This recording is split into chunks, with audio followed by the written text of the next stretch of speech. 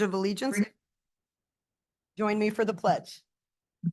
I pledge allegiance to the flag of the United States of America and to the republic for which it stands, one nation, under God, indivisible, with liberty and justice for all. All right, thank you. Next, we have our public comment portion. If you have a comment to address the board, you can come to the podium. Everyone has 3 minutes per person. So if any member of the public has a comment, please come forward. Thank you, Rod, this time. Yes, Patrick.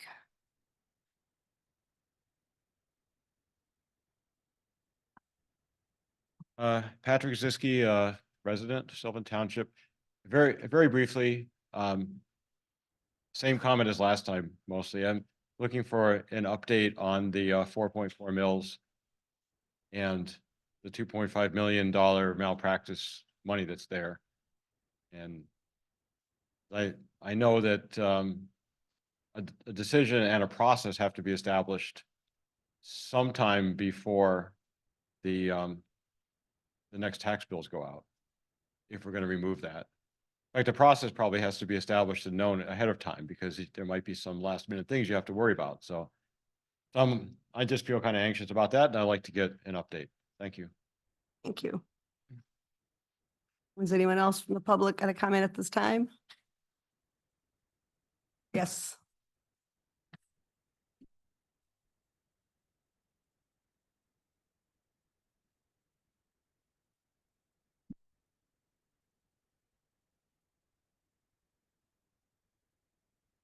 Scott Cooper, Sylvan Township.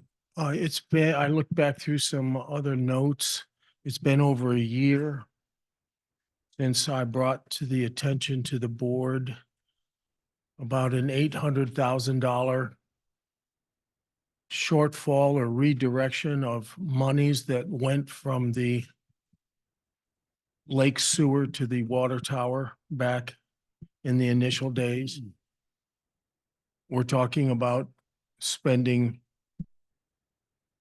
getting the bills paid off. And I think that forensic accounting on that matter should be completed before any monies are spent out, and that any capital improvement plans need to be totally vetted and filled out before that money is also extended.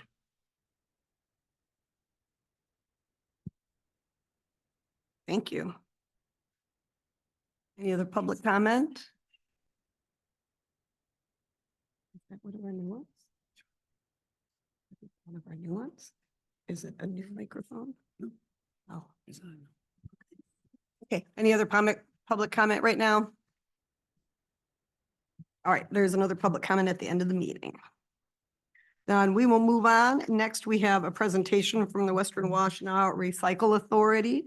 Mark Williams, the facility manager there, and Theo Egermont, the Public Works Director, are here tonight with us to talk a little bit about what that would be or joining the Western Washtenaw Recycling Authority. I'm sorry, can you state your name? Mark Williams. Mark Williams, thank you. So I'm Mark Williams, the facility manager at Western Washtenaw Recycling. I started there in 2008 and became the manager in 2015.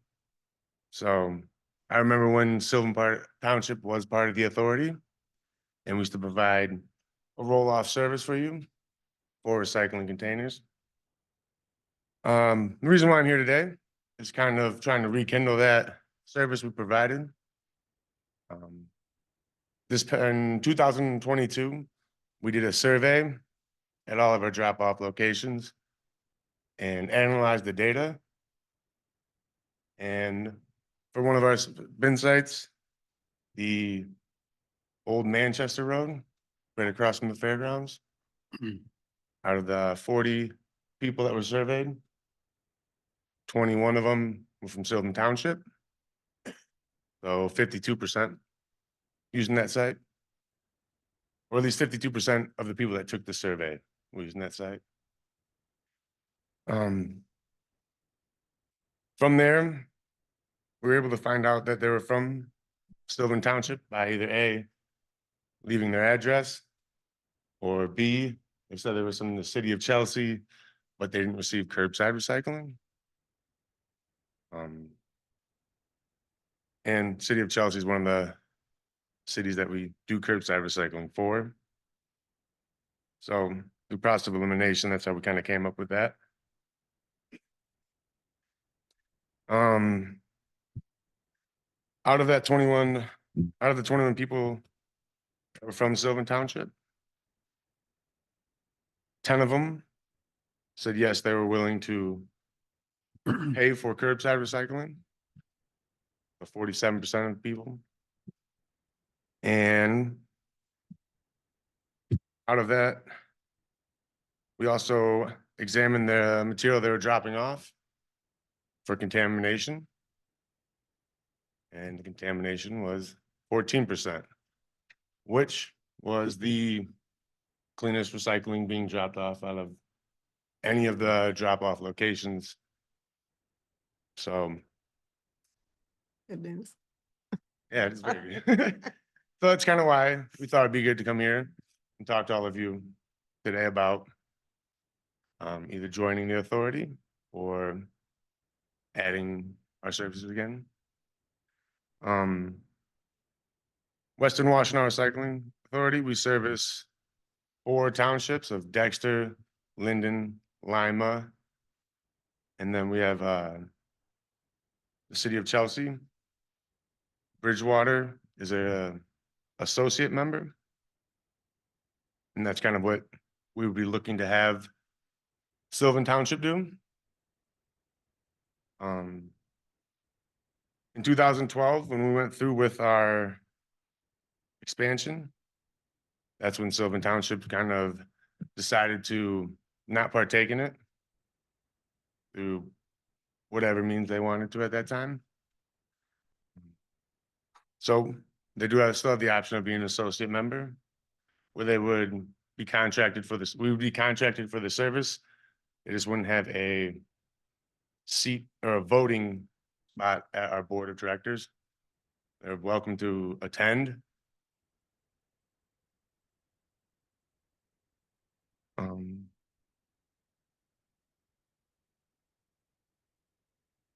So some of the reasons why I feel it's important, or that I'm here as well, to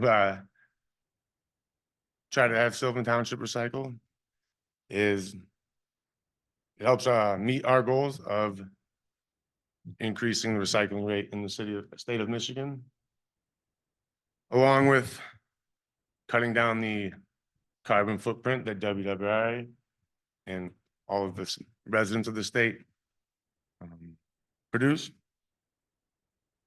The drop-off location at the Chelsea Fairgrounds, we service 958 roll-off containers a year there. And be much better if we could provide a curbside service where we'd have a truck go out maybe 2 days a week to collect everything. Seems a little bit like nonsense to drive to the same spot 958 times throughout the year, when you could have a truck driving 104 weeks, 104 days.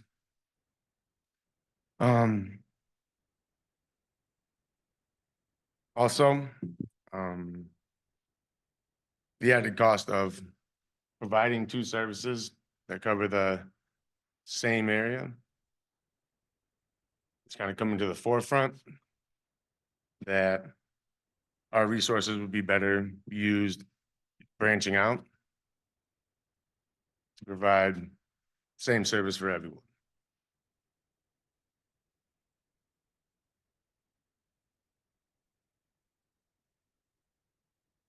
That's kind of all I had on that. If you had any questions about WWI process? Well, oh, okay, go ahead.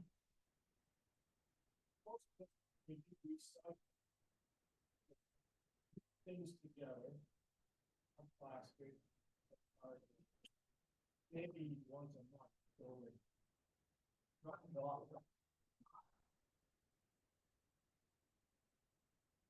What would be the best to us over doing what you suggested? How would your service be that much better? Well, it's, you might come to find out when Theo comes up here that it's much less expensive, lot cheaper than you would think for us to provide a curbside service. Um,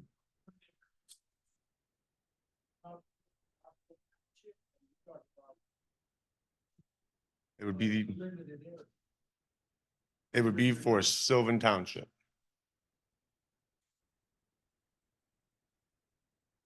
Or that kind of comes up to them and what type of service they'd want. But curbside service would be for the entire Sylvan Township. We provide roll-off containers. And then we'd service them once a week. And how, so, and I have a question real quick. So I know when we were talking about this initially, there's a cost for the drop off, which was around 30 some dollars a year, and then the, $31 a year for the roll-off service, uh, say 52 for the curbside service. it was somewhere around that, So 52. 31 is actually, that would be us continuing to bring recycle to the sites, such as Old Manchester.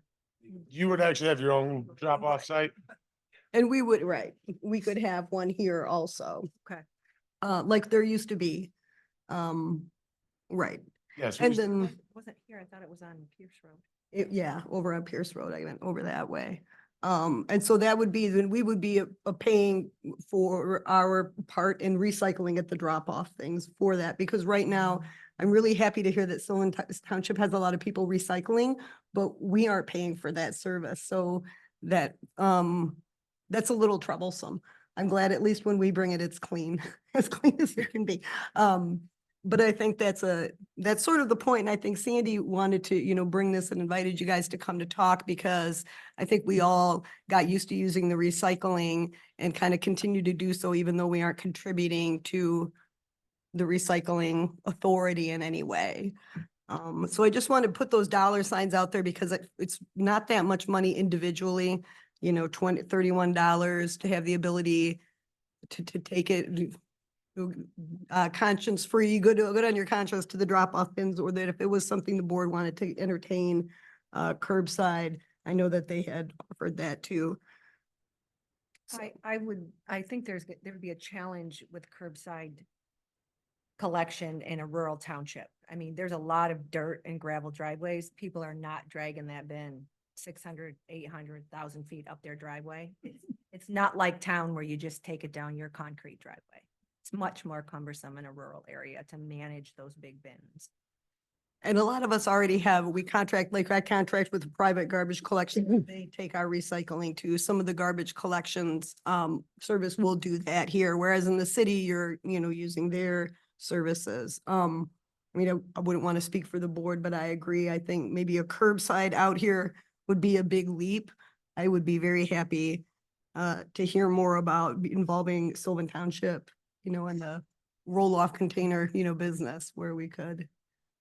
But that's just my opinion. I'm only one of. Well, just to answer your question, biggest thing for me is what's your time worth? You're already coming here every month for a board meeting.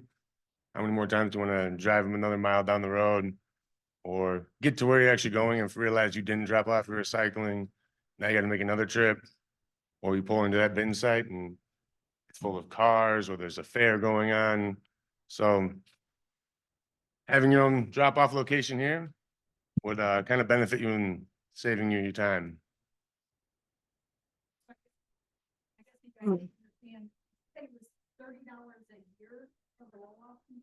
$31 a year per resident. Per household. Per household, yeah.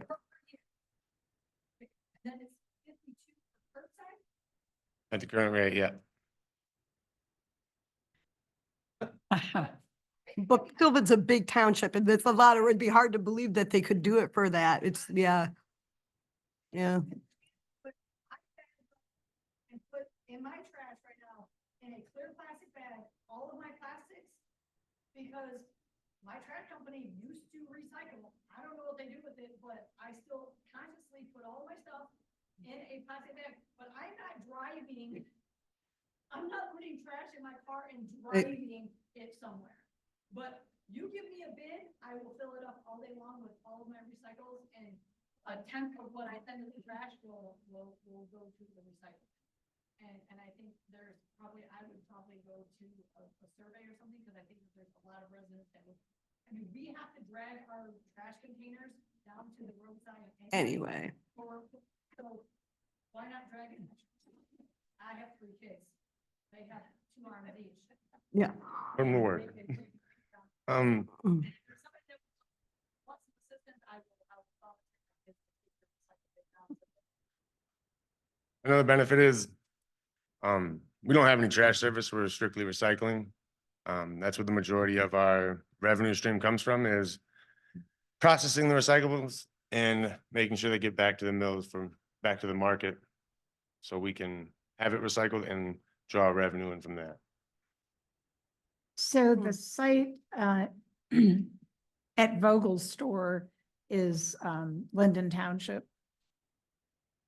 I think, That's, That one's it's still the township technically- location, but I think the containers It belong. says Sylvan Township, but it's Linden. Linden Township pays for it.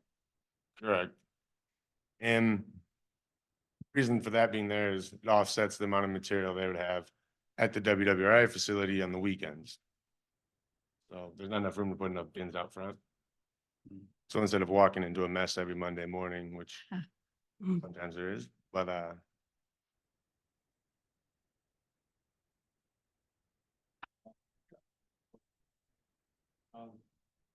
First of all, I'll say it, $31, not a big amount of money. compared to the others, but, could you tell us what the $31 goes for? Does it go for the cost of recycling itself, or the cost of the roll-offs, or a little bit of both? it's the cost of servicing, the equipment cost for servicing the roll-offs. So goes towards the fuel, goes towards maintenance. Insight repairs. Towards the like the office, which you use for your office supplies, everything we have to use for billing, for our county meetings and so on. We have to have every 5 years to renew the assessment. So it counts towards all of that. You mean that we actually break even on the recycling itself? The market, the value of the material, the value of the material is driven by the market, so it changes month to month. Some years it's high, some years it's low. Sometimes, so yeah, you can do the same amount of work and draw in a third of the revenue from previous month. Found this table over there. Work Public Works, WWRA special assessment office. This coming from, okay. Yeah, I wanted to say that better. I guess one more question. I have heard that some recyclers don't necessarily recycle material, especially some of the trash haulers that pick up recyclables. They might be throwing it in trash in reality. And I'm wondering what kind of assurance can you give that it actually goes to unified recycling in the end, you know, because if it's done from you to somebody else, do you track that? Do you know where it's going? So, yes, we do.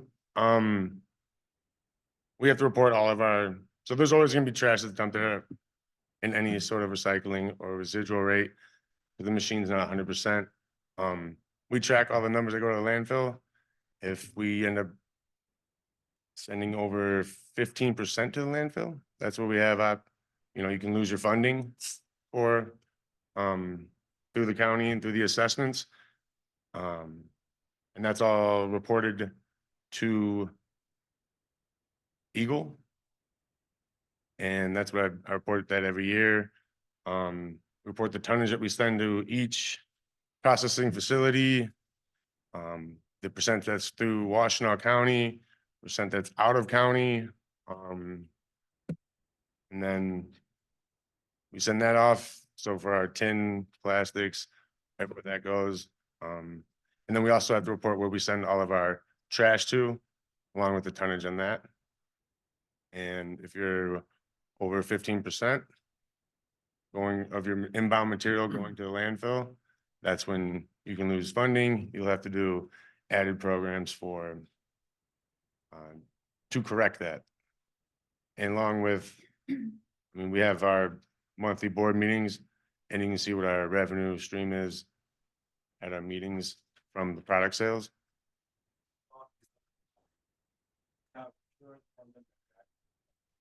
I've toured all of their facilities except for one that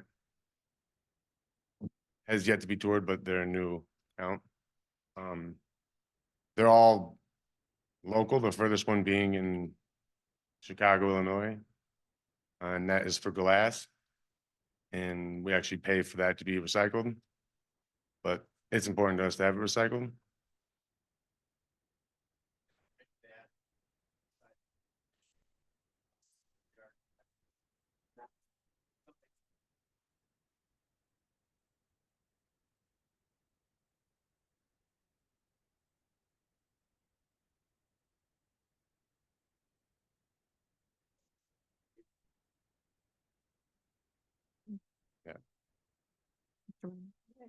So I'm a little bit disheartened when I go to these roll off, people leaving trash. So, and I always wonder where the trash goes. So are you coming back and picking up the trash as well that people leave at these sites? How is that being managed? So, yes, they people do dump trash off, stuff falls out of the bins. We clean up the bin sites. We have time to, so beginning of the week, we're real busy because of the weekend, but usually around Wednesday. The drivers will be picking it up, and then usually once a month, I'll send staff out to each drop off location. And they'll pick them up, do a thorough cleanup. Yeah. We salt all of the bin sites that we service. We clear the snow in between them. We handle all that. 90% of the time, you know, drivers gonna be dropping off an empty bin. So anything on the ground, he'll throw into that empty bin, pick up a full one, so on and so forth. Thank you. All right, thank you all.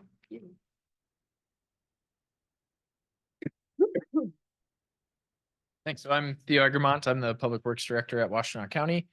I'm here tonight because we handle the special assessment because the state has this Public Act 185 that allows the county to do special assessments through our Board of Public Works. And so I just want to talk about if the township is interested in joining WWRA, what that process would look like and some timelines and all of that. And I can add some additional comments and take initial questions related to what we talked about. But the first and probably most important step is to kick things off. Where we really get involved is the township passes a resolution essentially asking the county, will you take this project on and consider it? The last time we did this was 2021. And because it's a 5-year assessment, it's a good idea to, even though we can do assessments up to 40 years, we do them every 5 years to make sure that the process is working and the townships are still interested in doing it. So it's an opportunity to re-up and say, yeah, we're still in this, or no, we've been getting a lot of negative feedback or whatever it is. We're just not interested anymore. So that's why we do it as a 5-year process. So it would come up again 2026.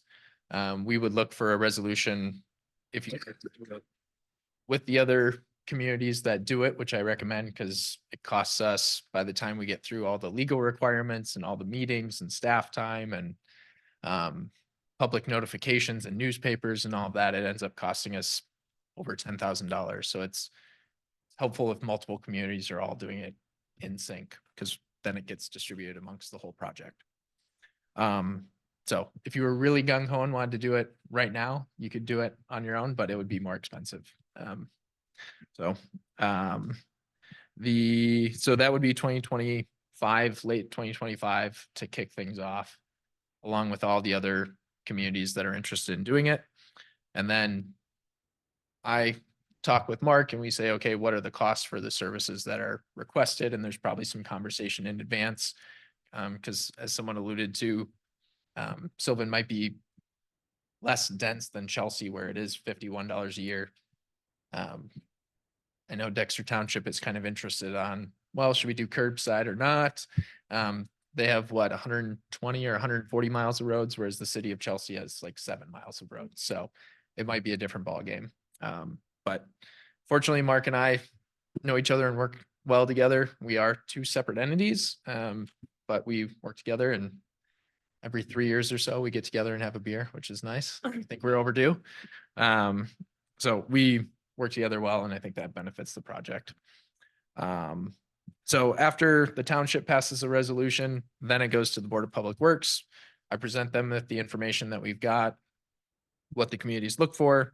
They tentatively say, yes, we think this should move forward, or no, this and that needs to happen. And then that pushes it to the Board of Commissioners, which says they also have to approve it.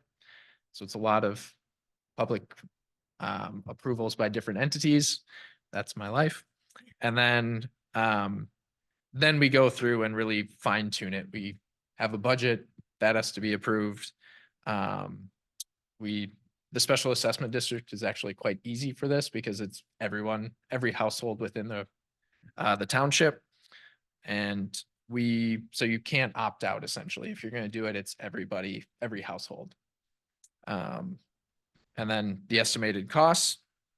And then the Board of Public Works passes another resolution to say, yes, this should move forward. We're going to set 2 public hearings. And that's where the public is welcome to have commentary on, I don't think I should be part of it, or I don't want to do it, or yes, we fully support this, and here's why. So it's an opportunity for the public to have their say, because that's very important. The first one's really for input. The second one is on who's in the assessment district and how much the costs are. So we call that the roll. And then if the Board of Public Works approves that, then it goes on the winter tax bill and everything's moved forward. And then from that point on, really our role as the Public Works is just when WWRA needs funding for, payroll or the other things that they're doing, they need a new truck, operations and maintenance. That's when the board says, yes, we hold the special assessment and we pass the money over to them because they're their own separate entity, and they have their own board.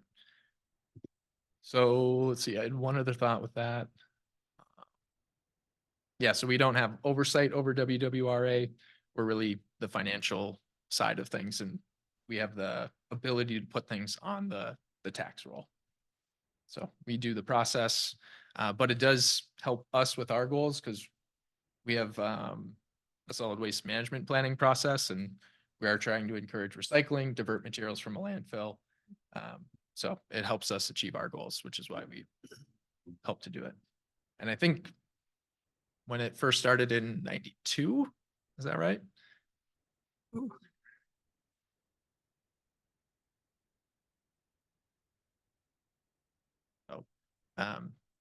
The county was involved, and it had there's 2 different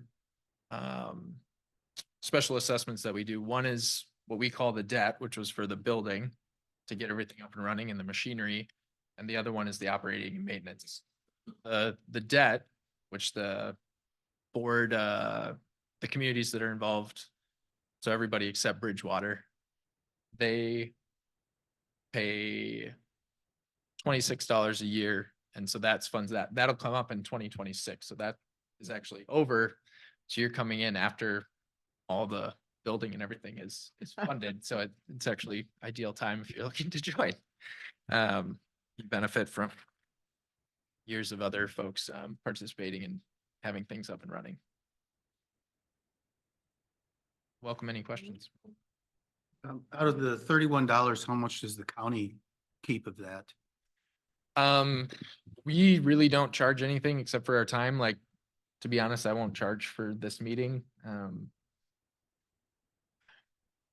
Yeah, I mean, I think the amount, I could look at our charges last year, but I'm sure we had less than 500. I'm guessing it's less than $500 last year for all of the special assessment district Oh, okay, and so it's not so- like 50% is kept by the county, No, we, 50% is going to the actual people doing the work. And no, it's just it's literally for our time that we spend on the project and because we don't have a lot of involvement.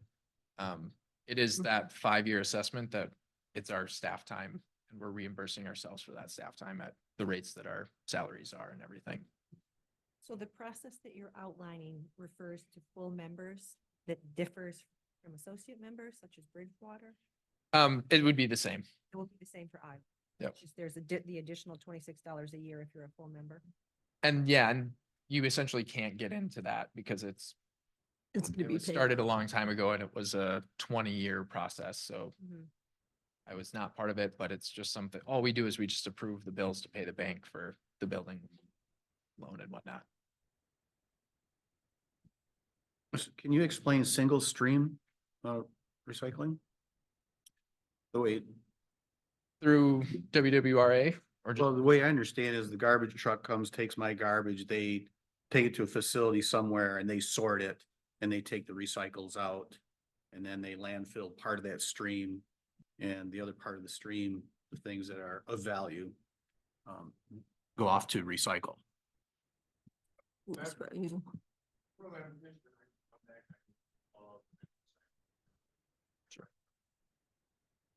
Okay, yep. and I can also say, yeah, I mean, your curbside recycling, you've got your recycling and your trash. There is some contamination, but if you've got it sent to somewhere besides WWRA, you know, they're gonna take it to far off place. There's they call it a material recovery facility, which Mark has as well. So they'll take it there and then it's sorted and essentially it'll, there's a big conveyor belt and they'll have people pulling off different materials into different things. So when Mark talked about the contamination rate, 14%, that's actually very low. That's usually what you see if you have a program that's done a lot of education and outreach. If you're in a typical like city that has not done a lot of education outreach, which is very common, you're more in the like 25 to 30% contamination. So a fourth to almost a third of what people are putting in the recycling is actually not recyclable. So that gets sorted out with the picking, either by hand or machines. Mark has a fancy artificial intelligent robot that can pull up to 60 picks per minute and it'll pull off different materials and pick out plastics and whatnot. The dual stream, which is what Mark has, is basically you can't put glass in the stream and glass is taken out separately. And so not allowed in the stream. And there's a number of reasons for that. Mark can talk to those, but it's taken apart separately and then Mark sends that to Chicago.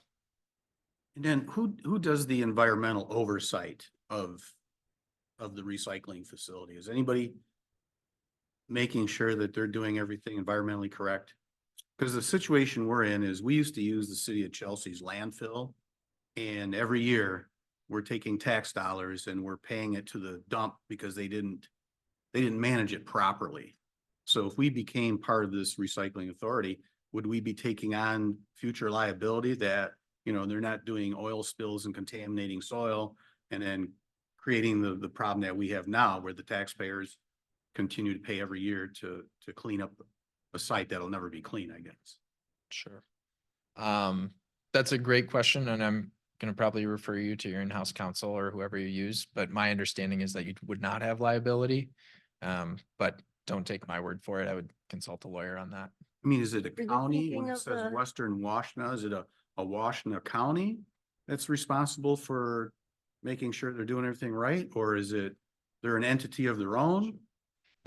They're a quasi-governmental entity, so they're a solid waste authority. So they are their own, but they are essentially owned by the different municipalities, those original members that started them. As far as oversight, there was a law that was passed and went into effect March 29th this year. Yeah, no, it was last year, sorry. Time flies. And then what that did was it created it moved us away from just let's throw stuff away and make sure that we have enough space to landfill things to let's get things to where they should go. And part of that provided funding to have Eagle come and actually they have certain requirements for material recovery facilities and they do a checkup. So there is going to be more enforcement and someone actually checking that. Okay. And then just lastly, I'd like to say thanks for selling topsoil from your site. I go there a couple times a year and get a trailer.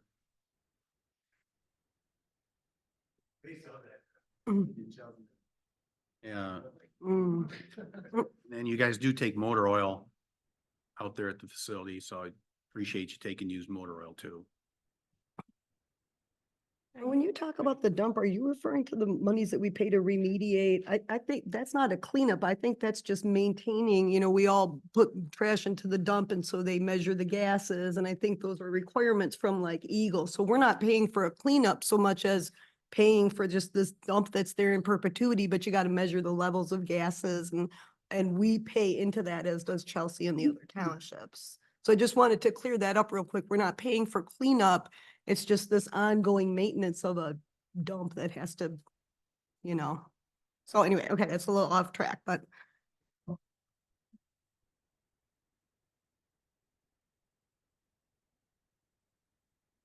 I think that's part of it. Yeah, I think, yeah, yeah. Right. So you had mentioned 2026 was the next time that we would join with the other municipalities, and it would be more expensive if we wanted to do that before that time. So do you have an idea of what those estimated costs would be if we wanted to join before that cycle in 2026? Yeah, what I would actually recommend if you're interested in doing that is there would be kind of two ways to do it. One would be the township comes up with the money to work with Mark to get a bid in that interim period, because it would cost you essentially $10,000 to go through that whole public process of all the time and everything. And the notifications are expensive in the newspaper, which feels a little outdated that we have to put stuff in a newspaper where often people are not going, and we could put it elsewhere that people would see it for a lot less, but that's the requirement of the law. So that's what we have to do. So, but yeah, as far as that goes, it would be, you would essentially have to pay for our cost to do that process, which would be about 10 grand. So it would behoove you to do it as a part of the entire group, and then it's covered by the assessment essentially. And if this was something you wanted to do, I know you were saying there should be a resolution that would be done. Is there a too early time for that? I mean, what would be a time that the board might want to look to? Sometime in know. late 2025. Late Basically 2025? the second half of 2025. Okay, to be in on that okay. And we have the draft language and everything. It's already. Oh, fantastic. You'd say, we would like to consider it. I'll come out to a meeting. I'll give you the draft resolution, and then you'd review it. And, get public input and make sure that you're interested in doing it. I think it also can be helpful to do a survey just to find out from residents. That's Right. something that Dexter Township and Linden Township is interested in doing, because they're interested in augmenting their services. Okay. Nice. So We could also do it by ballot initiative, right? And have people actually vote on it. yeah, however you want to do it, that's Probably. one of the things that I don't get involved in. There's no, we do this for lake assessments. It's the same Mhm. process for treating invasive weeds in different lakes. We have a number of those in Dexter Township, and the township coordinates a petition process for some of that, or residents coordinated petition process, but there's no legal requirement to do that. And I tend to stay out of it, because you get into all these weird things where, what if, one spouse is for it and another spouse isn't, and how do you do that in a household and all of that, where really the end result is, does the township believe it should be taken on, and do they ask the county to take it on their behalf? So however you want to gauge public support for your process is happy with me. All right. Does any other board member have questions? Was there one more out here? About that process. Heard before from Mark that 2 levels of membership. One has voting rights. And the associate level, I think, does not have voting rights. How does it work when it goes to the Board of Public Works to set the costs and set the special assessment district? Do the townships have any voting rights at that level? Or can the costs be set unilaterally by the Board of Public Works for the next 5 years? Sure, that's a great question. So Mark and I work together to make sure that, our salaries are not gonna increase based on the assessment. Like, no one's getting paid more or less based on the assessment. It really is what's needed to cover the costs of operating and maintenance to get the truck out here, collect the material, send it back and maintain everything as well as the labor and whatnot. So it's us saying, here's what we believe it costs based on conversations and prior history. And then sending it to the Board of Public Works, and then it does go to the public hearings, and that's where there is input on if people feel like it's too expensive. There's discussion on that, so there's an opportunity for feedback during that process. Does the board actually vote on it, though? Do they approve it? Yeah, at the end, what is the final say? The board says, yes, we believe that these households should be in it, and this is the cost of that. And there's, like, one of the things that changed with feedback, the last round was there's multifamily in Chelsea, and there was public comment about, well, we have this many residents and each domicile within the multi-unit apartment complex is being charged separately. But if there's 20 people in this apartment complex, we really only have 5 bins. And so we ended up reducing the assessment for that, for multifamily, and creating a different one through that process. To clarify, when I say the board, I mean the resident member or the township members board, not the county board, or it's. It is the Board of Public Works Public that would Works. set the rate. Yep. Or approve the rate. This question is kind of a legal question. I understand that Michigan has something called the Headley Amendment, which requires new taxes to be voted on by the residents. Are you aware of that? How is this kind of outside of that? The Board of Public Works actually. Yeah, so it's a special assessment, which is not a tax, even though it goes on the tax bill. So it's not subject to Headley. All right. Sorry to bore you with process. No, it's very interesting. And I'm glad that everybody, has a lot of questions. All right, one more from the back. Because we've had to rally support, right? So what's the cost of not What's the cost of what? getting on board and doing this? Yes, I mean, it's recycling, everyone gets it. I mean, are there any kind of hard numbers or any kind of studies about? It makes it 18% better. I don't know, something like that. Oh, I mean, there's a website called Next Cycle if you want to look at just the amount of material that we throw away in landfills, because at the end of the day, that's what we're doing, where we're just throwing a lot of stuff in a landfill. So we're burying a lot of money. And even though we pay for the special assessment district, right now it's just very cheap to landfill things. And so Michigan is surprisingly low as far as we charge 36 cents a ton for state taxes, whereas most neighboring Great Lakes states are between $4 and $12. So they're just way, way higher for how much they tax things. And that really encourages the recycling.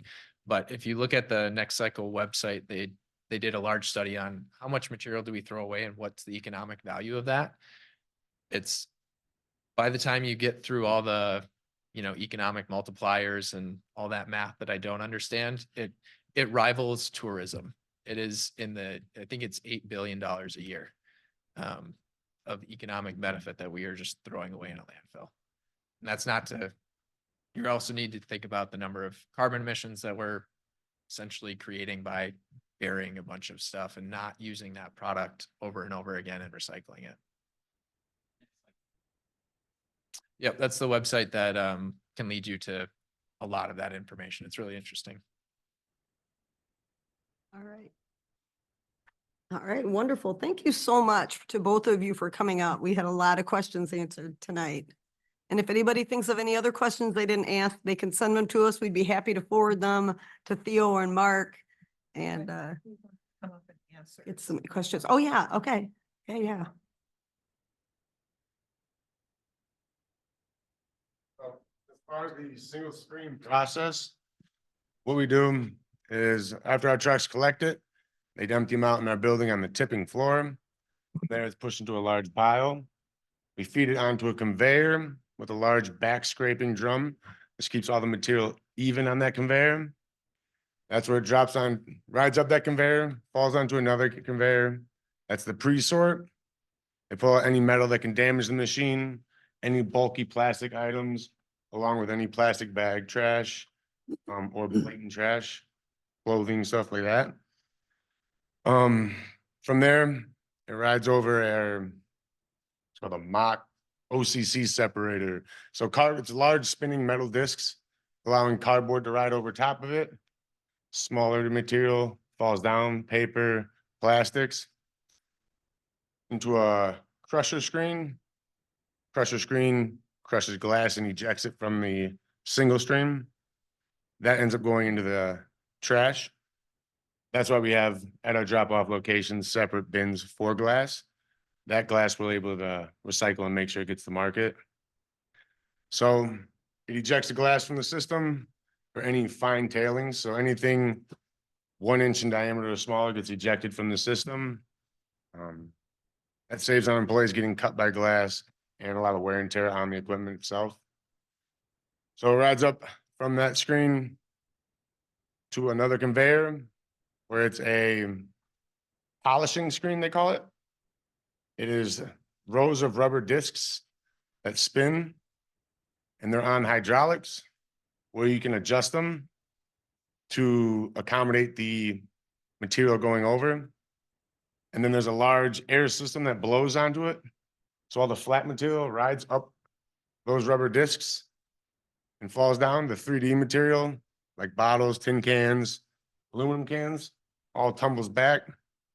And that's kind of how you separate the plastics and metals from the paper. There's a quality control person on that paper line who'll pull out any imperfections. There's one for trash, one for stuff that's still recyclable. It's back fed into the system. On the back line is our plastic and tin can line, aluminum can. There's a AI robot that sorts out 4 different materials there, from natural plastic, colored plastic, clear plastic, and aluminum. From there, behind that is another quality control person who pull out any imperfections along with any paper that makes it, throws it into a conveyor that goes back into the system. And that ends with a magnet that pulls off any tin cans and throws them into a bunker. From there, it's up into our trash compactor. As far as when you brought up like managing the facility, we do have a pollution policy and pollution insurance. They send out a risk assessor every year to our facility. They look around, they see what we're doing, along with they send out it used to be DEQ, now it's Eagle, for once a year inspections as well. And those sometimes are more than once a year with a landfill right behind you. So there are checks and balances on that aspect as well. I have a great PowerPoint I could show you guys sometime on the actual videos of the single stream system. That'd be cool. We'd like that. I was thinking the same thing. It'd be great to go for a tour. Yeah. We'll check it out. Mark, is it okay for us in Sylvan Township to throw cardboard into the bins like in the city of Chelsea there?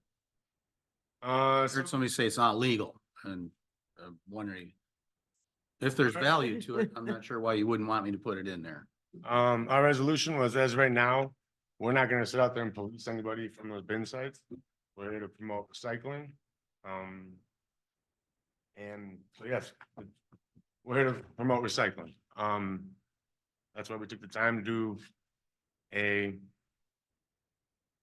grant through the recycling partnership to survey people using the sites and get an idea of who's using them, so we can branch out and give great presentations to the neighboring community. Are you saying that since I pay for it in Chelsea, that he should use it himself? Doesn't pay for it? I'm not saying that. I'm. He's not saying any of that.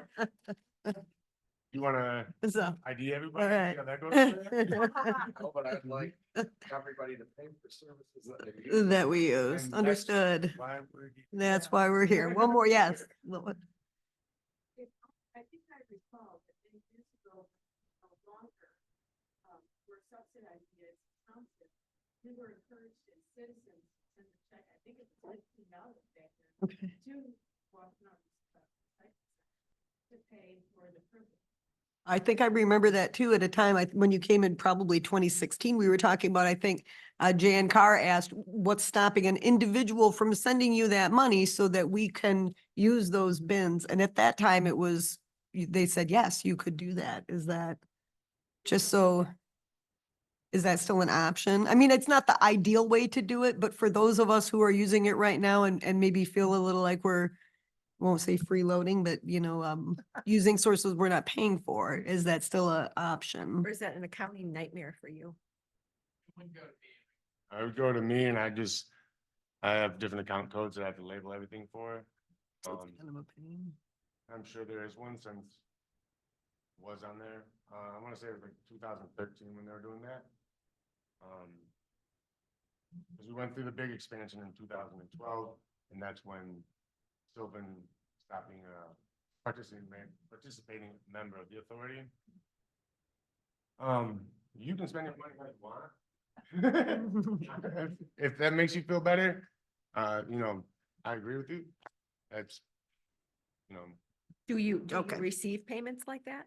Do people? it's been quite some time, but yes, I do remember receiving checks for that. And then they would say what it is for. And otherwise I'm like, you write something in the memo. $23 check. We don't accept credit cards or cash. Thank you. Good question. Question, probably for both of you. So since this is gonna, if we decide to move forward with this process, it's gonna take a long time. And by the time that, should we rejoin the authority again, then the expansion will be paid off. Is that what you said? Yes. it's 2026? So is there a difference in the charge, like is the only difference that Bridgewater can't vote, but everybody's paying the same thing? Okay, That's what they all paid in for the. All right. Anything to do with WWRA's operations. So the month, Essentially, they're for that's smart classes. the way the funds are spent on its equipment, and those performance reviews, so on and so forth, they have right to veto any of that.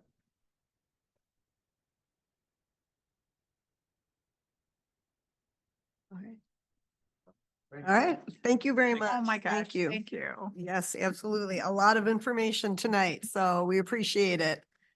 We didn't intend to keep you so long, but we had a lot of questions, so good deal. Thank you. All right.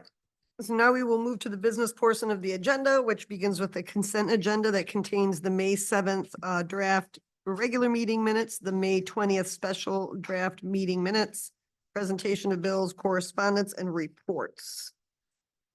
Is there a motion to approve the consent agenda? Make a motion to approve the consent agenda. All right, thank you. Is there any discussion? All right, all in favor of the motion, say aye. Aye. Opposed, say nay. Thank you. Motion carries. Next, we will have approval of the agenda. Tonight, there's no unfinished business and just 2 items under new business. Is there any? Make a motion to approve the agenda? Support. All right, thank you. Motion from Rod, support from Sandy. Is there any discussion? All right, all in favor of the motion, say aye. Aye. Opposed, say nay. All right, thank you. First item under new business is Planning Commission recommendation of the zoning text amendment ZTA 24002. Board packet. All right, Scott. You want me to present this? Yes, if you would. Okay, so you might remember this because this came up originally in December of 2023.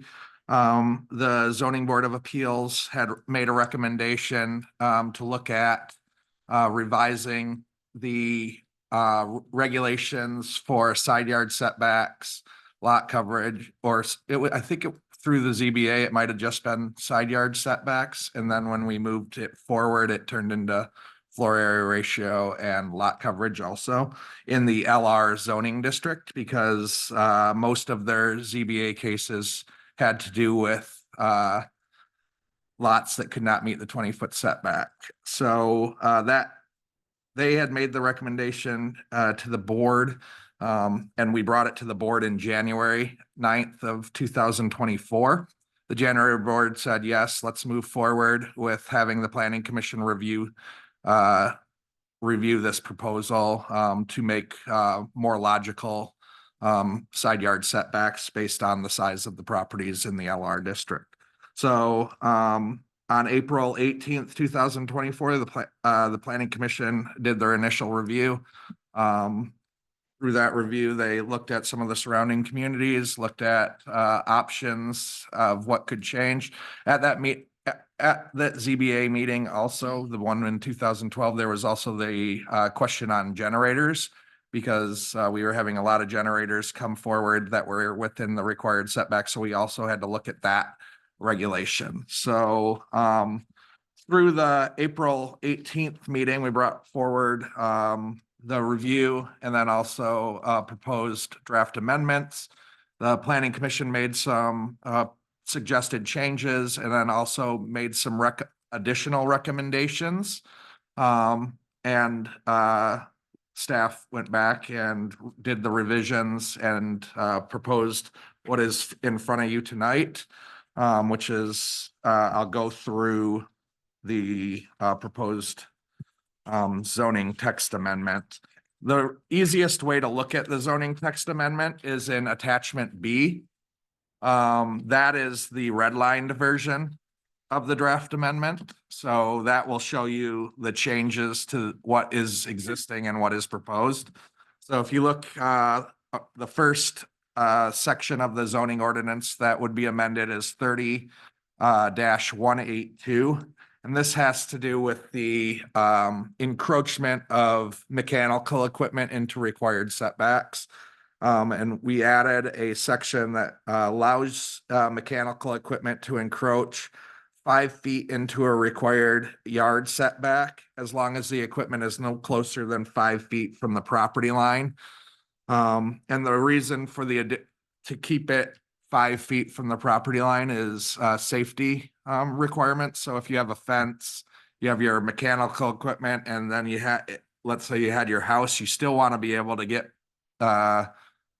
emergency services through to the rear yard on that case. So they did decide to leave it at 5 feet required setback at the minimum. So Scott, Mhm. is there any noise restriction on this? noise, it would need to meet the noise requirements of the zoning ordinance. So, and most new generators would meet the noise requirements. I do this for a few different municipalities and I get these in a lot. So these generators aren't as noisy as they used to be. They can be if they're But there's nothing in here. that says unmaintained. it No, has to hold a certain Nope. decibel amount. it would just be the noise regulations. And do you reference that in here? Also see noise regulation, or, I mean, can you, do you want to? I mean, I don't want to reference noise in every section that noise could come up. But if you would like to, you can. We could say must meet the noise ordinance. The reason I don't do it is because everything has to meet the noise ordinance. So anytime we put anything in the code to just reference something else, our code would be really long. So like a lot of people, you see it a lot of times, people will reference other people's code, like must meet the building code. I'm like, of course, if you're building something, it must meet the building code. I don't have to reference it after everything that you build. So but you could, if you want to make sure that people know that the noise regulations are still in place. Well, when you add mechanical equipment, specifically flag out mechanical equipment, that makes me think, uh-oh, Yep. noise. But, I mean, whatever your recommendation is. Yep. And that's far enough away, 5 feet, because I know in the past there was trouble with like exhaust and different things from generators and Well- so that's a, Yeah, so the building, so this 5 foot's not going to help on a lot of lake properties. You're still going to have to put your air conditioner and your generators not on the side of your house. because you don't have. Because they are closer than 5 feet. Their houses are 5 feet from the property line in a lot of places. So there's also a requirement that you be 5 feet from any opening in your home. So that's building code requirement. So the state building code requires that you keep these generators at least 5 feet from any vent, any window opening, anything that is possibly open in your home has to be. Some houses don't have a space anywhere along the side of their, if you go the entire perimeter of the house, that could meet that without setting it off of the house. Yeah. So this won't catch everybody's. Mhm. I mean, somebody that lives on a lake may have, if they want a generator, may have to put the generator in front of their house on the lakeside to meet a requirement. That some lots just are too small to have generators or air conditioners on the sides of the houses. A lot of those properties currently have air conditioners and generators on the side of the houses. In the past, prior to, I think, your last zoning administrator, nobody was checking air conditioner or generator locations maybe. So you put them in, it does create some safety problems with getting to the lakes. If there is an emergency on the lakeside of a property and you have EMTs or somebody show up at your house and you can't get through on either side. And that's the main reason I know this is because I've done this type of thing before, and it's the fire district. So it's always telling me they want at least 5 feet from the property line. They're like, we want at least 5 feet from the property line to get through. And I'm like, all right, I know a lot of places don't have 5 feet. Obviously, you have condos that, stacked condos. How do you get to the backs of those places? There's got to be a way to do it. But so that's the thinking behind the 5 feet from the planning commission when they were reviewing this ordinance, is that they were like, we'll allow it to encroach up to 5 feet into a required setback, but it can be no closer than 5 feet from a property line. So that's the first proposed change. The next proposed change would be to section 3384. This is the LR zoning district, which is your low density residential zoning district. And their suggestion was to change the lot coverage and floor area ratios from 20% to 30%. They had originally had something a little bit different of a regulation in there, but they chose to go with a straight, non-confusing regulation because it was 20% if you meet the requirements of the lot size, and then if you're under an acre, then you could have up to 30%. But I think this is much cleaner. And that was very helpful change at the planning commission stage. So the next change is in the LR zoning district, which 98% of the properties that are zoned LR in the township are on Kavanaugh Lake, Crooked Lake, or whatever the little tiny lake, what is that, Spring Lake? This and Spring Lake. The other area that's zoned LR currently is Chisholm Road. Is a LR district, and there's a little LR district right here in the downtown village or whatever sub. I just go back a little bit here. So on that section 348, Yep, it's got lot coverage. So the maximum lot coverage shall not exceed 30%. correct. So you're saying that the square footage of the house has to be 30% or less than the square area of the lot. Yeah, so if you have a 10,000 square foot lot, you could have a 3,000 square foot footprint of the house. So the next one says the maximum floor area.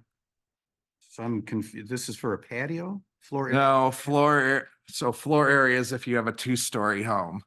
So they're not only limiting the size of your footprint if you have a ranch home, but they want to limit the size of the volume of your structure on a property if you have a 2-story home. So floor area counts every level. Hmm. So if you have a 10,000 square foot lot and you have a 2-story home, has the exact, you could only have a 1,500 square foot base of the home. Okay, so that number 4, is that floor area ratio or patio? Patio. right? No, it says patio, it should be ratio, yeah.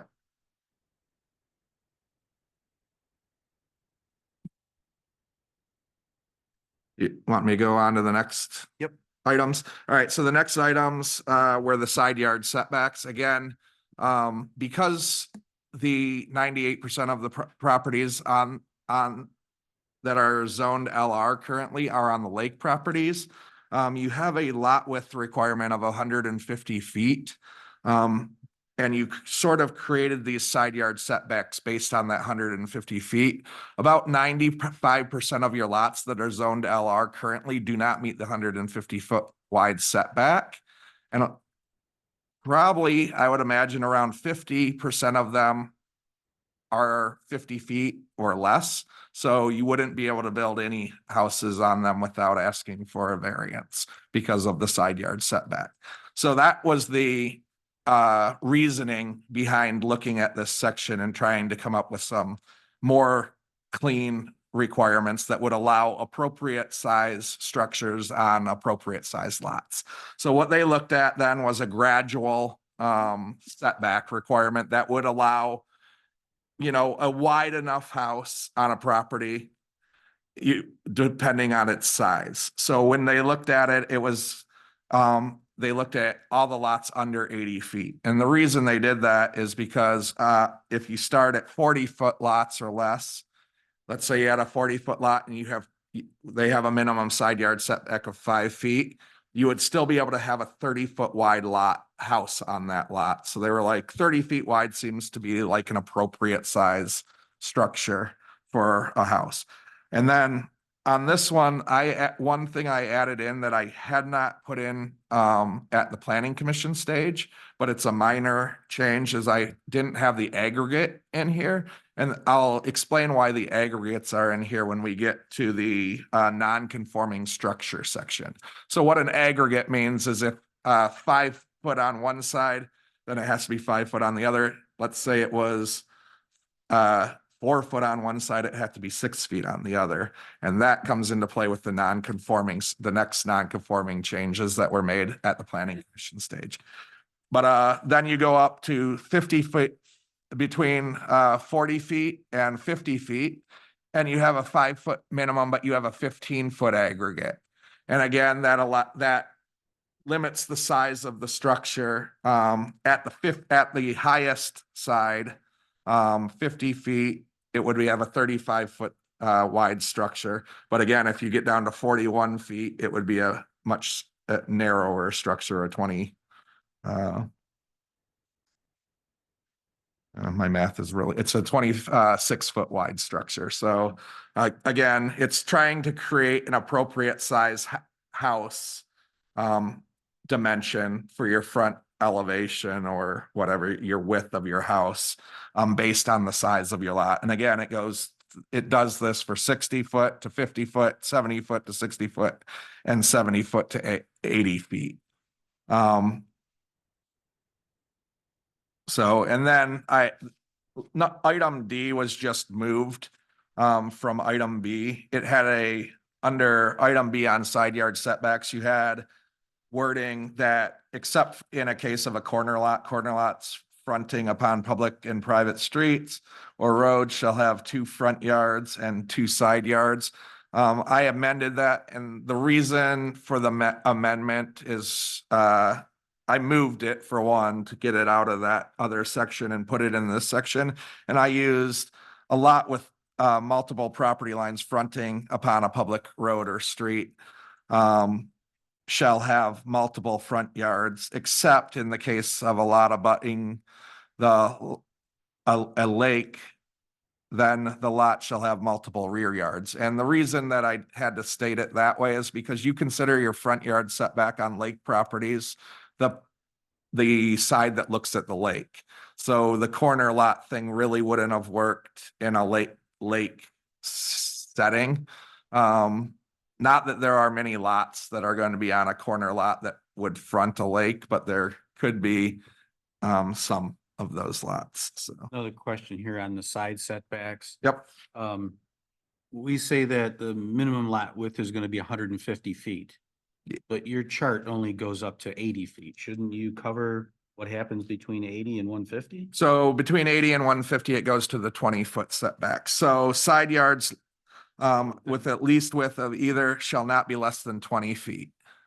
So then should So unless, these things happen. we be getting rid of the 150 feet up above? No, let me explain what the 150 feet and the lot area do for you. So you have a lot area in this zoning district, I believe of 1 acre lot sizes, right? The minimum lot area of this, yeah, so it shall be 1 acre. And you have a minimum lot width of 150 feet. And I already made the statement that 95% of your lots are non-conforming for the lot width and probably the same for the lot area. The reason you don't want to eliminate those or reduce those is because that would open up properties for more development. So, and it's, it seems like you don't want more properties out on the lakes. You want to limit the developable area. Let's say we changed your minimum lot width to 40 feet. Now, if I had a lot that had 80 foot lot width, I could now divide it into a 40-foot lot. So, but if we leave it at 150 feet, if I have a 80-foot lot, I can't divide it. It's just an existing legal non-conforming lot of record. Because it was a legal non-conforming lot of record because it was a lot of record prior to the current code going into place. So I'm still confused. If I'm at 100 feet, where in this do I end up? You are required to have 20-foot setbacks. So This says- unless, It says I gotta be at least 150 feet. So if I come in, I got 100 feet, there's nothing in here that says what my setback is. This is telling me I gotta be a minimum of 150. So if I come in with 100, no, so the way setbacks, so you do have another section under your non-conforming ordinance that doesn't require you to have the lot width or the lot area on existing legal non-conforming lots of record. It's not in that structure section, it's in your non-conforming lot section. So when you come into me with your 80 by or 100 by 100 by 100-foot lot and it's 10,000 square foot, just because you're under an acre and you're under the 150 foot doesn't mean you don't have to meet any of the setbacks. The setback that you have to meet is the least width of either yard shall not be less than 20 feet. Unless the lot width is less than 80 feet, then you use this code. So if you're over 80 feet, you have to meet the 20-foot setback. And again, that's because 80 feet with 220 feet still allows a 40-foot wide house, which is an appropriate size for a width of a house. So that's why they chose the 80-foot, and it was because of the existing 20-foot side yard setbacks that were in place. So with this, no one can come in and ask for something less than 150 feet because this is in place. So yeah, so for land divisions. So yeah, if they're coming in to ask to divide a current piece of property, they would have to meet the lot width and the lot acreage requirements. But everything else, like if they have an existing legal non-conforming lot of record, they don't have to meet the lot width or the lot acreage. They just have to meet the setbacks, the floor area, the lot coverage. Did that make sense? We'll move ahead. It seems to me, I would increase this chart to add that if you're between 80 and 150, this is what your requirement is. That's all I'm saying. I mean, I think, Kurt, though, that'd be redundant because it states it here, lot width, the minimum lot width shall be 150 feet. And where is it? It says Right, so- either side. So if I'm at 100 feet, Yeah, least width of either. where do I fall in this? Well, it says lot, so number 2 is lot width, the minimum lot width shall be 150 feet. And then if you go down to number 5, number 5B, the side yard says least width of either yard shall not be less than 20 feet unless, you have to see where it, he's Right yeah, down marked, here. unless the lot width is less than 80 feet wide, then use the setback table below. So you would not use this table unless you Are are, under be- 80. are less Under than 80 80 feet. feet. So if you're more than 80 feet, you It's have to 20. use 20. So if you come in with 100 feet, you're going back to the ZBA to ask for, No, you're going to build a 40-foot wide house maximum. Because you have the 20-foot setbacks. And if you have if you have 100 feet, it's actually a 60-foot wide house, which is way more than wide enough. Unless you have a valid reason based on the shape, topography, or size of the lot that requires the variance be in place. It would be hard to say that the size of the lot, but maybe you have some weird topography on your lot that requires you to shift the house to one side. Then the ZBA can actually make the findings that the variance is appropriate. Or they have, you have wetlands or something. Right.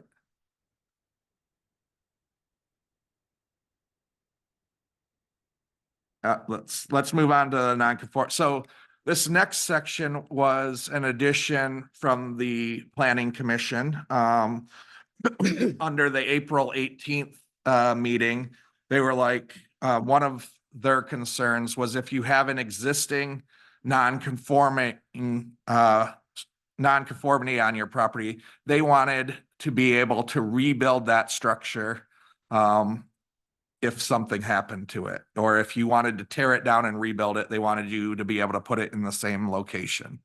So under your current code, you had a regulation that said if the structure was damaged by any means, meaning if you tore it down and rebuilt it, by any means for more than 50% of the replacement cost shall not be constructed except in conformity with the provisions of the district.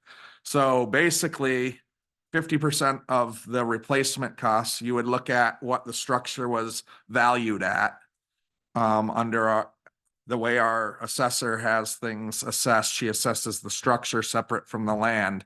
And then if you were doing a remodel of more than 50% of that structure and it was non-conforming, you would have to make it conforming. So we changed that now. The proposed change is that we added in under that regulation, no matter the cost of the replacement, the non-conforming structure may be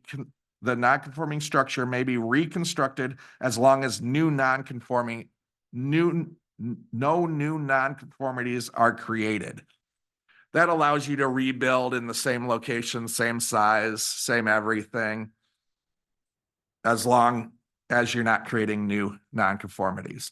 So the reason I added the aggregate in the on those smaller lots was because if you currently have a 1 foot side yard setback, I want you to keep at least 9 feet on the other side.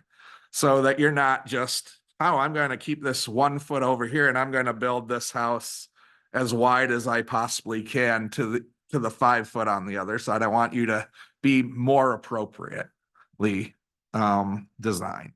So, and that was because we added this in at a separate time. I didn't catch that aggregate thing until I was in my bed after the last planning commission hearing. And I was like, oh, I really want to change that. And it's a minor enough change because it doesn't change the intent of the ordinance or anything like that, that the township board can make that determination without having to send it back to the code. And the other thing that I removed was because the attorney said, don't put examples in there. I wanted the examples because I wanted to be able to, so people didn't have to call me to try to explain this to them. But the attorney, I mean, I don't like examples in your code either, just because it makes it super long. It's just most codes don't have this type of provision in them because you're trying to eliminate nonconformities, not allow them to be continued into forever. So I was trying to explain it because of that, just because a lot of zoning administrators or even builders won't understand what this means because they haven't seen it everywhere. Which actually doing more research on this, it was seen in more places in the early 70s when codes were first put into place, because they didn't have that 50% provision until the middle of the 80s when they were like, well, we're not getting rid of any of our nonconformities. We don't understand what's happening. So then they started putting in that 50% rule. And again, with this, it's only on non-conforming structures on non-conforming lots. So it doesn't allow you, if you have 10 acres and you're 1 foot from the property line, to reconstruct 1 foot on the property line, move it to the appropriate setback. You have a lot of space. You don't have to rebuild it. It's just on these little tiny lots where this would come into play. So I think it's appropriate, and if it makes everybody happy, I'm happy with it. So that's the last item that was proposed to be changed. And I did in my staff report, the planning commission motion is in the staff report. You can read it if you haven't already. That's the findings that they made to be able to recommend approval of this zoning text amendment. And then I guess the only other item, the process moving forward, you need to have a review, and then you review the recommendation to approve, review the zoning text amendment along with any of the staff reports and all of the meeting minutes that were presented to you, and then make your determination on the project. If you do make an approval motion, then I did prepare a notice of adoption that is in your staff report as exhibit attachment E. And that would need to go into the paper within 15 days after the approval of the zoning text amendment. And then 7 days after that goes into the paper, the zoning text amendment becomes effective. So if I could go back to Yep. lot coverage. Yep. If I look at number 3 and number 4, it says, the maximum shall not exceed 30%.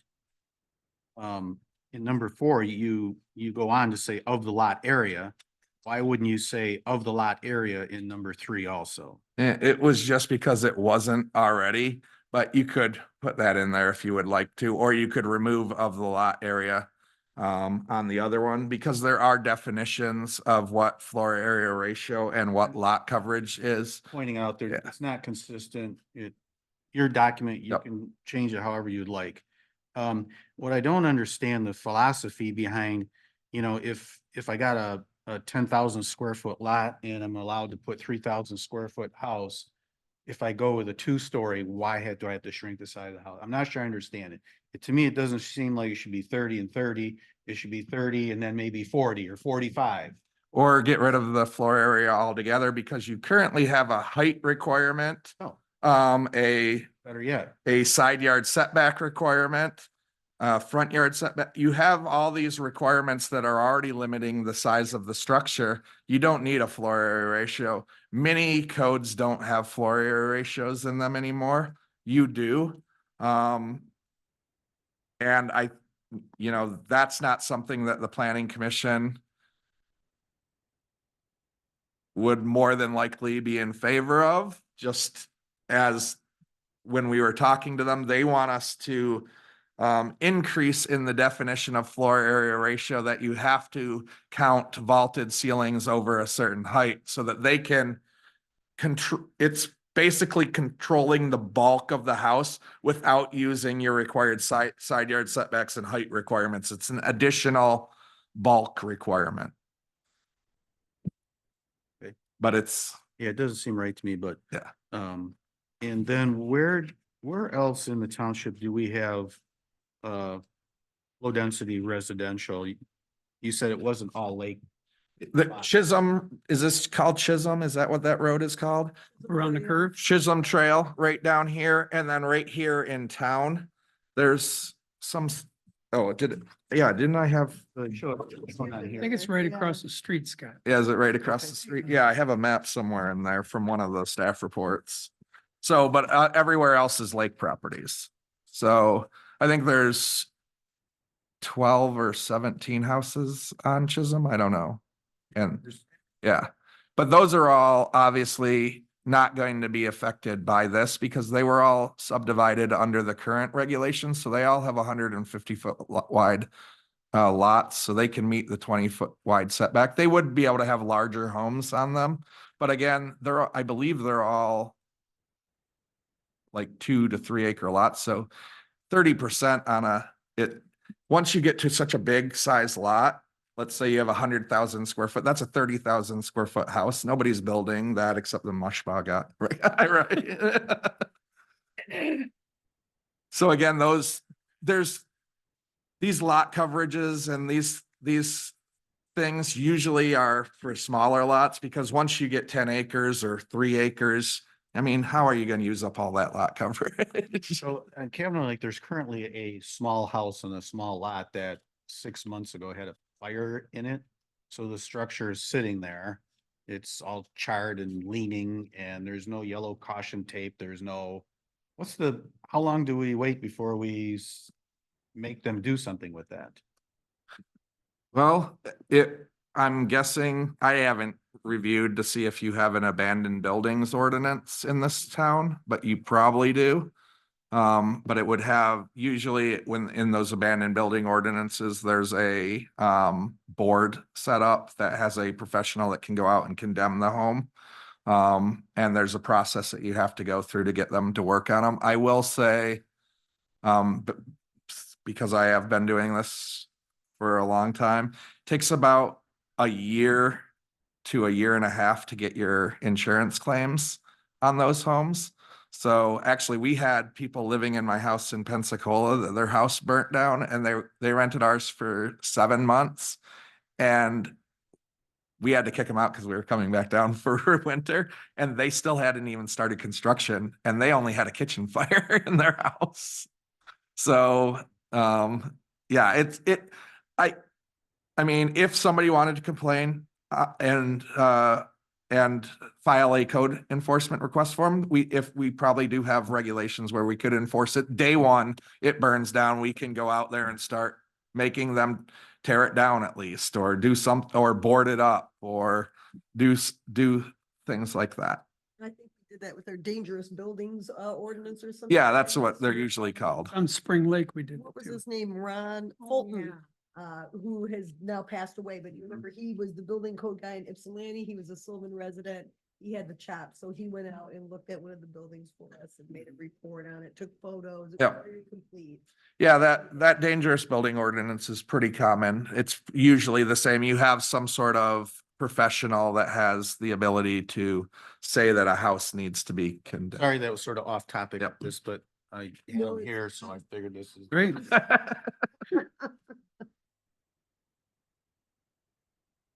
All right.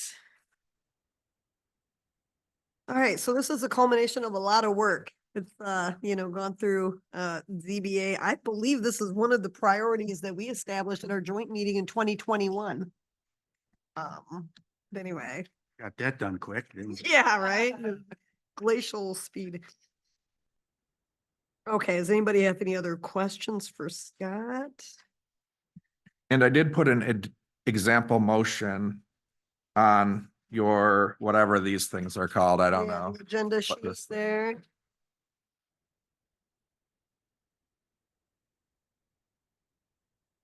I sat through all of it. You sat through I all of it. sat Yeah, through. Rod's I'll make. at all the meetings.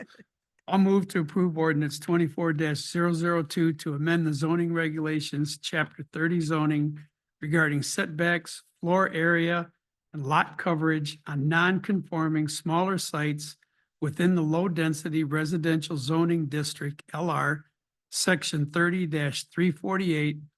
Additionally, to amend the zoning regulations to allow mechanical equipment to encroach into required setbacks when appropriate, and to amend the zoning regulations, section 30-182, to allow for non-conforming structures to be reconstructed with certain criteria, section 30-841.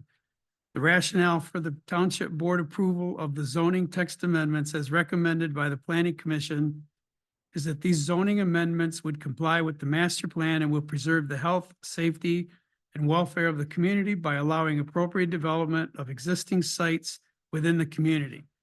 The amendments are intended to permit appropriate development of existing non-conforming lots of record with structures similar in size and setbacks to existing homes in the area. The amendments do not permit any additional density.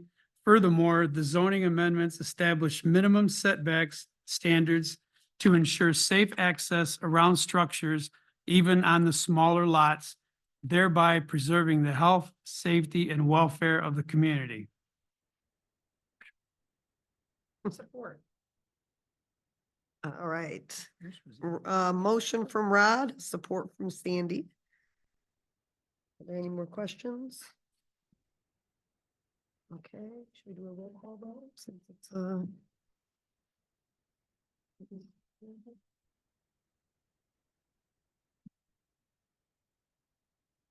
Rod, Yes.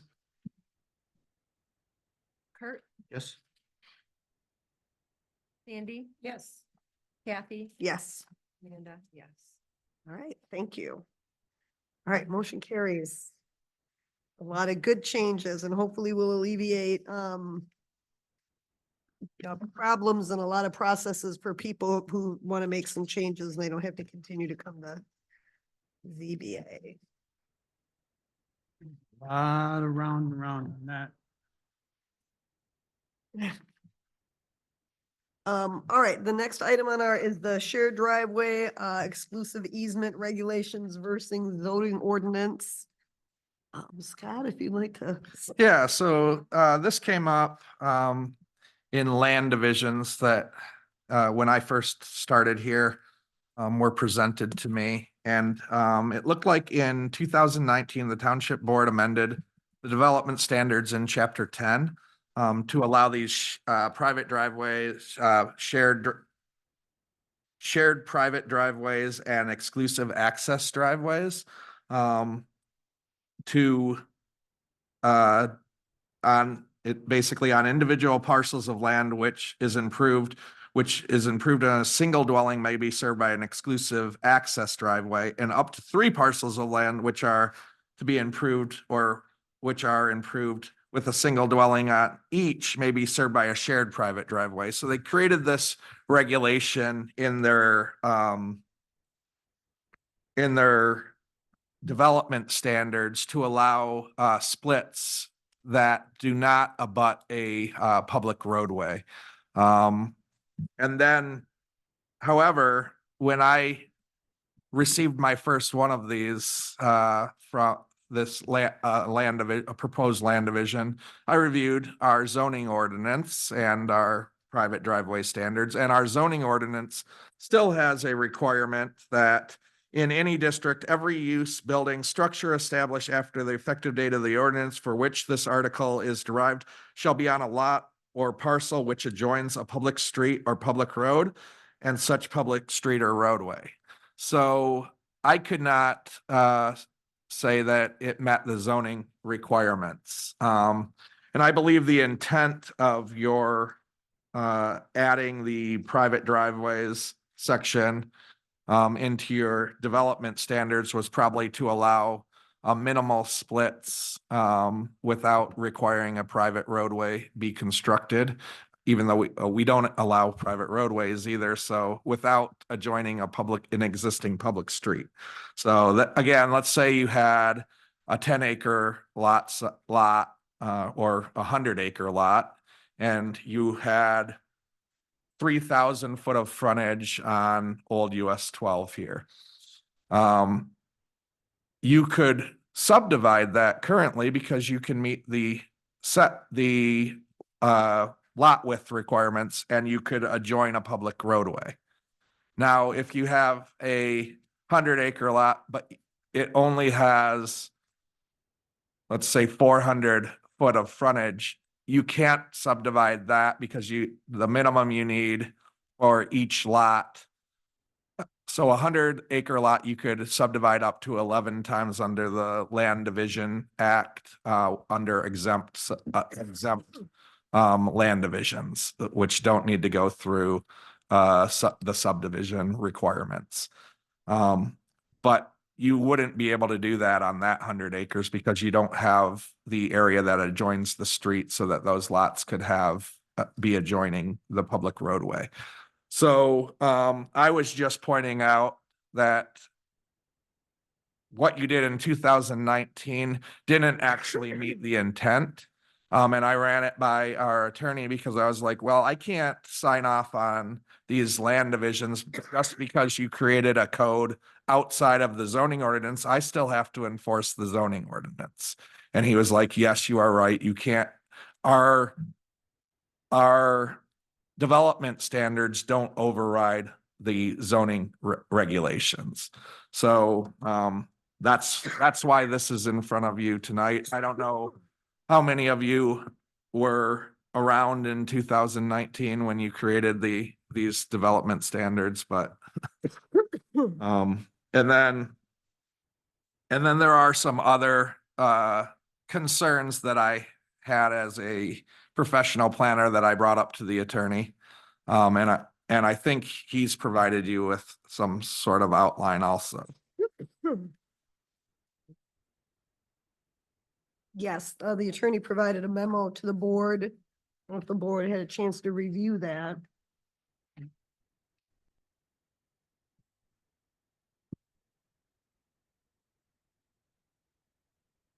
I had a chance to look at, I mean, without a picture showing me what we're talking about here, I'm not sure I get it. There's a lot of verbiage, but I guess what we're asking is to send this to the planning commission and ask them to look at creating private roads in Sylvan Township. And or fixing the conflict in the language. Conflict in the language, the police power ordinance allows you to have 3 homes on 1 driveway, but our zoning ordinance states you must have frontage on a public road. Yeah. So the police power ordinance conflicts with our zoning ordinance, so we could just send it to the planning commission and say, we would like to change, correct the verbiage in the zoning ordinance. The private road issue is a much longer process, and there's a lot to go into that. So I think initially, the first step is at least fixing the verbiage in the zoning ordinance. And it would be a very like 2 or 3 word amendment. It would only have to say what it is, or a or a exclusive access driveway or shared driveway as required in chapter D, blah, blah, blah. So where would that go? It would go right in the section 3792, which is on the first page of the memo that I sent to you. On the 1, 2, 3, 4th paragraph down.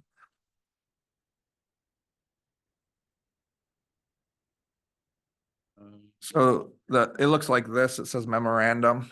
Yep, on the 4th paragraph down, that's everything, when I write a staff report, everything that's in italices is stuff that I'm copying directly from another document, just to let everybody know, because yeah, you haven't seen a lot of staff reports by me. But so you could see that wording that's italicized there would be changed. You would leave that in, but you would say or, a exclusive access driveway served by an exclusive access driveway or a private driveway as allowed in chapter 10. So that it just complies. It you can subdivide whatever you can subdivide under the Land Division Act if you have 1 million feet of frontage, or you could use the shared driveway regulations. Me, myself, I'd like to see this fixed first, but then continue on for a private road ordinance. Yeah, we're gonna have to Mhm. look at that, it looks like, so. I've Correct. said that for years. So we could vote to send this back to the planning commission to fix the language and, or just. You could say both, just one motion and I can do it, Right. the quick one, get it through and then work on the other one, so. Just bring it to them for review and comment. So what's the verbiage? Move to have Scott, Did, You know, his had, there's not a provided motion. no, I would just, do you need to motion this? I don't know how, like when you're directing staff to do, Could we stuff. direct the staff to take the shared driveway to the planning commission for resolution on the conflict of language? I would say take the shared, yes, on conflict and review private, possible other items that could have legal ramifications. And that's all you have to say, because then we can move forward and Okay. So motion to, what did we say? To refer direct staff. staff to, is this cursed motion? Am I stepping on his toes? no, keep going, because that's about as far as I got. Okay, to direct staff, to take the existing Shared shared driveway. driveway ordinance to the planning commission for resolution of the conflicting language. Yep. Pardon my pronunciation there. And Look into possible other remedies or. or private roadways. Private. Yep.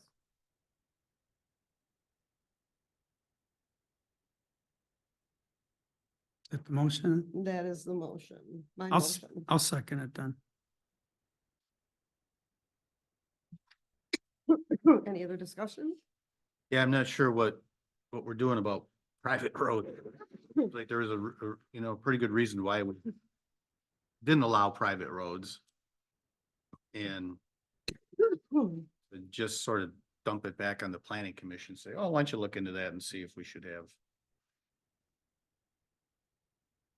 It seems like maybe we should have a meeting with Rob Thal to talk about what his concerns are concerning having private roads, or I think we've been fairly well protected over the years, and I'm sorry, I'm gonna use my inhaler. You guys talk. so that's where I get a little by adding that extra thing on there about, and have them look into private I don't know what roads. we have been. I mean, Uh, what I've said for years. Well, I think on that one too, it would be the planning commission can do the review and then bring forward a suggestion to you guys so that they're then looking through all of our ordinances and working with Rob Thal on a legal remedy to the situation. And that's kind of was my thought process, was they would work with Rob or talk with Rob about that. They would work with Rob, but again, and I'm agreeing with Kurt, I mean, that needs to be that's a policy decision on this board. Is that a direction we want to take? And there's been a lot of reticence from residents on the implications of that. And I understand legally what's been outlined before us as well. It's a very complex issue. Yeah. And what Rob outlines here, I'd never considered. So it definitely merits further discussion because it's just very complex. Right, it is, it absolutely is. I agree. And I know Scott has experience in other townships.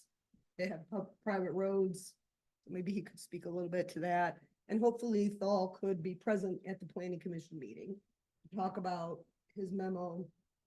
Maybe talk about that. I think his I attendance. think it would be very appropriate for him to be there and talk. with I the think commission. what I think Amanda and Kurt are bringing up is there's concern over overdevelopment. And I think there's probably a way to reduce development that is more appropriate than the current way. Well, it right? really doesn't have to do with overdevelopment. It has to do with, you know, you already have an Open Spaces Right. Preservation Act that allow- allows for So we do allow private private road. roads. You can plat, and I mean, developers don't like to do it because it's expensive, but you can plat, and that puts in private. So there are lots of ways to, Dude. Platting, yeah, that platting thing is the Washtenaw County wouldn't accept a new public road even in a plat unless that public roadway was providing some sort of public benefit. So just if you do a round road that's just serving that subdivision, it's still going to be required to be a private road. So a plat doesn't help it. The only way currently we have it is you can do open space, which requires people to cluster house site together. And which is, I mean, that's a great way to develop, I think, too. It puts the lot sizes much smaller and then preserves a lot of additional land. But again, I think what Rob was saying is that might not be the most appropriate way to develop in the township because it seems like the township doesn't like that type of development that much either. They don't like the houses all on small lots really close to each other. And they would rather have large lots that would be appropriate. But again, yes, so these are all things that I think will come up in how do you allow private driveways so that and allow development the way that the township wants the development. So without restricting development based on you can't have a private road, so you know, all you can have is an open space development.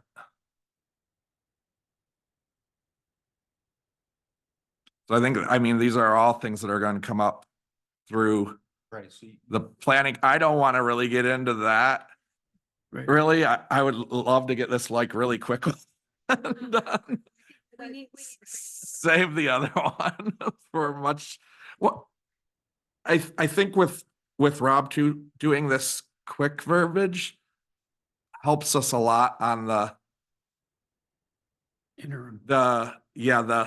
70% of the lots that we have in Sylvan Township, you know, and then where we're dealing with that other item might come up on 30% of the lots we have here. So he's like, let's try to get this through so that we're okay, you know, in the interim while we deal with this bigger issue that we're going to have. You mean the verbiage in the zoning ordinance? Yeah.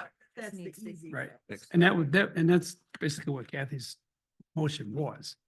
It But just it added, included, it they opened have the to door. Look into creating private road ordinance within Sylvan. To look into the possibilities of other, things. And, Well, the way that we'll go through the regulations, because you've probably read my last one, is I present all of the information to the planning commission, and then they have to disseminate what they want to do with that information. So we're going to collect all of the legal reasons for things. We're going to collect what other townships are doing. We're going to have a lot of data when this comes up, because it is a big item. I mean, it's a big item. Right now, you don't allow private roads. I'd like to even see a definition of a private road. I'm not sure I understand exactly what a private road is, Basically not a public Yeah. public road. So it's the easy definition. County John standards. Cole's Guy and I sat down a few times, talked about this, and he said you can bring it up to county specs minus. Oh, yeah. minus the concrete surface. So you can, You can do, I mean, a private, in reality, the only difference between a public road and a private road is that the Washtenaw County Road Commission doesn't maintain the road if it's private. So you can make it highway standards if you wanted to. You could say they have to put gold plating on the roadway, but So therefore, the only real difference is that the Washtenaw County Road Commission will not accept it as a public. therefore, a private road has to have a maintenance agreement to go with it, because somebody's. Oh, yeah. Somebody's- I mean, and 100%. We require. 90% of townships have private road ordinances that have these types of requirements in them. They have design standards based on the size of the roadway. Like if you access 3 to 6 houses, you only have to design to a certain standard. If you access more, you design to a different standard, and they have these standards in place. Then they have maintenance agreements are required on all private roads. They have lots of, even on this shared driveway, a maintenance agreement is required on a shared driveway under our current development standards. So, and that's because more than one person is going to have to maintain. And there's a road in the town right now that is basically a private road. It's off of Old 12. And some of the residents are really, it's almost impassable. no. What are you talking about? It's just past Chisholm Trail on the left. what's I'm that? trying to remember the name. Queen It's, Oaks? Queen Oaks. Queen Oaks, thank you, That's a tough yes. one. Queen Oaks, there's a massive issue out there right now. Yeah, the way you can go about that, if it becomes a real problem, is the fire department goes out and travels the roadways. And if it's impassable, they send a letter that says fire services and emergency services cannot be provided. This needs to be fixed. They're looking at as a group right now of putting a special assessment on all the people that own property within there. Because that's the only way that they're gonna be able to get the money to fix the roads, because people won't pay. They don't care. Yeah, I have a private road at my cottage, and a lot of communities won't do special assessment districts, and it's because there's some administrative costs associated with it. So we're in Kinderhook Township, Branch County. They won't provide that service. They used to. So about I would say 60% of the people that use that roadway pay into the maintenance now. And I'm fine with that. I'm one of the people that pay in. I'm fine with the other people. Maybe they don't have enough money to afford to pay into that, but I want to be able to. I used to live out in Hell on Highland Lake, and that was all private. And we had an association, and everybody paid dues. Supposed to. Yeah. It was us that kept track of who didn't pay the dues, and every year we filed a lien on their property. So that when that house sold, we collected everything at closing. And that's how we did it. All right, so. New private roadways all have these agreements that are in place when you put them in. Yeah. So it's those old private roadway are long gone. Right. The motion we have with the two things, so you're gonna be, we're directing staff to take it forward. Will you prioritize, like you're saying, obviously, the. Yeah, and you're directing staff, right? You've directed me to get these two things forward and I'm going to do them as quickly as I can. Priority on that. So. drive. Okay, we have motion and support, and if there's any other questions? Do you want to just do a voice vote or a roll call vote? Voice fine. Voice is fine, okay, all in favor of the motion, say aye. Aye. Opposed, say nay. Okay, thank you, motion carries. And then that's the last item of on the agenda. And now we're to our last public comment period. Does anybody have a public comment? Yes. Was this still something? I have that in mind too. I don't know what that I'm is. just trying to figure out what that was. I think- Susan, I think it Susan looking looks for a like bid. Susan's directing someone. for Yeah. Okay. filling. Sorry. I know. You- Last page. The last page of your packet. And what did you think? it was? Susan's directions for weed killing. All right, thank you. I apologize for that. Oh, you're We're fine. we're all ears. Amy Kabarchak, 4100 Mushbach. I brought this up, I think, at the last meeting. It was kind of fitting that we're talking about recycling, and curbside, today. So I guess today was the day to bring it up again. But so I've observed a minimum of 3 different trash companies circling Sylvan Township to pick up trash. I pay $465 a year for curbside trash pickup. I find it hard to believe that we as a township could not contract with one company to benefit the residents to get a cheaper rate for trash pickup. Because there's 3 companies coming here now, a minimum of 3 companies. And those are just the ones that I see on the road. The prices vary greatly because I Eh, checked them. Yeah, I mean, $116.25, which by the way, when I moved here 10 years ago, it was 67. So it has more than doubled, and I think it is worth the effort for the board to look into a contract with a single company to provide a service. And I realize that it increases our taxes, but if it's overall cheaper for the residents to have a single company and we can negotiate a better rate and everybody benefits from that, then we should be looking at that. And if we're looking at that, I would also say the same thing with recycling. Again, I am a huge fan of recycling. I feel obligated every Friday to pack up a clear plastic bag in hopes that it ends up where I want it to. But I simply am not going to put trash in my car to take it somewhere. I think you will get a much higher participation rate if you get curbside service for people.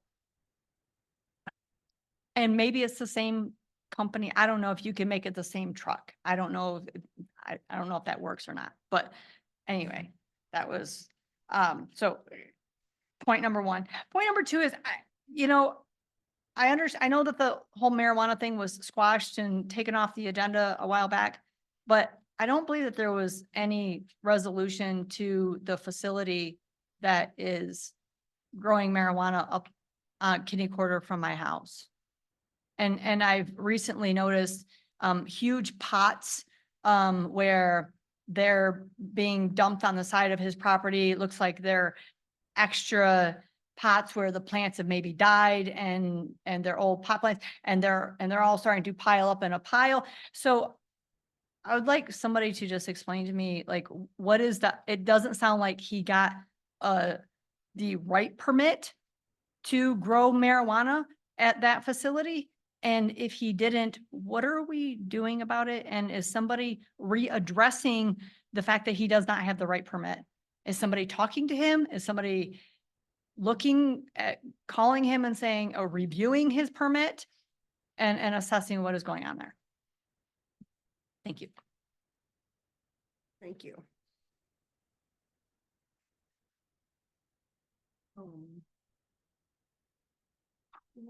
Yes, Patrick.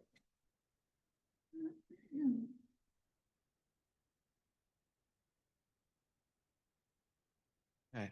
I wasn't gonna make a comment, but about recycling and trash, I was very impressed by the presentation on recycling.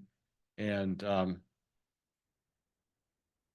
I would be, I'm just expressing as a resident, I would be happy to pay either for the curbside or the roll off. When it comes to trash, I'm one of those people right now who doesn't have a trash hauling contract. And I think people like me should be taken into account with that too. Because if we were to mandate trash hauling across the whole township, I would suddenly be paying for something that I'm not paying for right now. And the reason why this is important for the township and not just for me is because I haul my trash up to work there myself and pay for it by the bag, which I do. I have an incentive to keep my trash to a minimum and recycle as much as I possibly can. Right? If you put everybody on a trash contract that's paid for by the taxpayers, there should be maybe an opt out for that, right? But if everybody had to opt into it, that incentive would no longer be there. And there are a lot of people that have just dumped everything into the trash. So that's something to consider too. Thank you.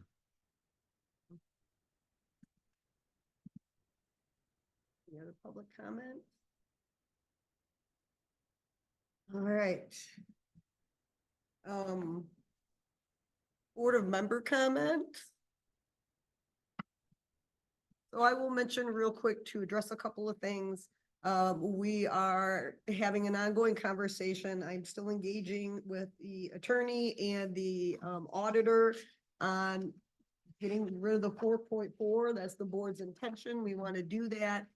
The attorney has told me that to cease collecting that, when we do a L4029, it's called every year. It's the one that comes through and it says, this is what we're going to charge for our operating. This is what we charge for our debt millage. And we simply would put that on the 4029. It would just be our 0.93 millage. And then that's what we approve. And then that's would make the 4.4 not be on winter tax bills.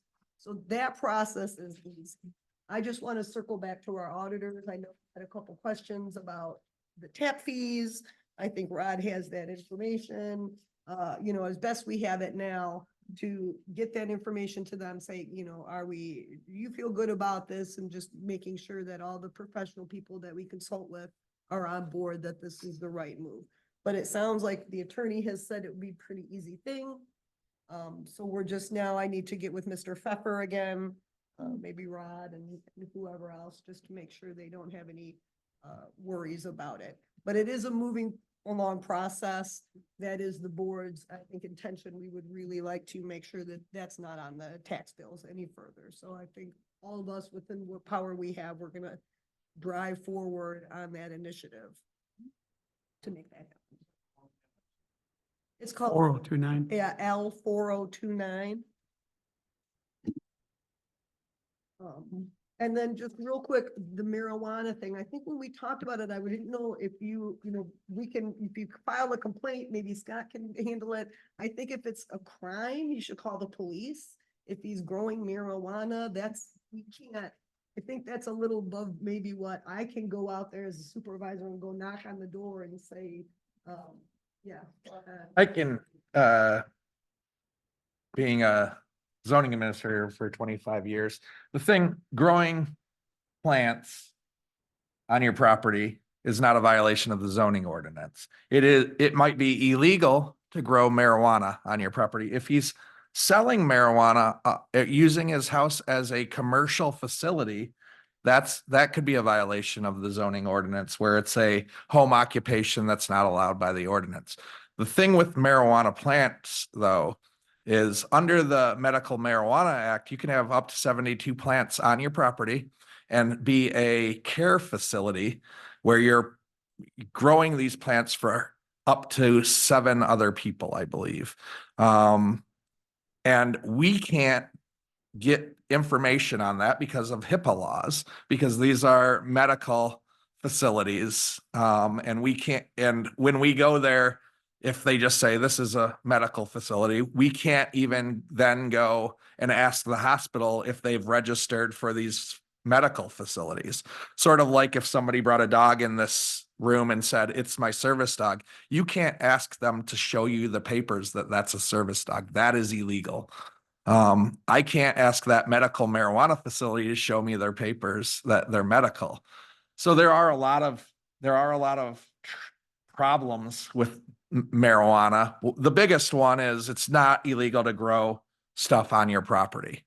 I can have a garden on my property. I can have things on my property, things that I heard that you said that might be a violation, storage of empty planters that are just discarded on the side. That's blight or ordinance requirements. If they were running some sort of business off of their property, that would be a violation of the zoning ordinance.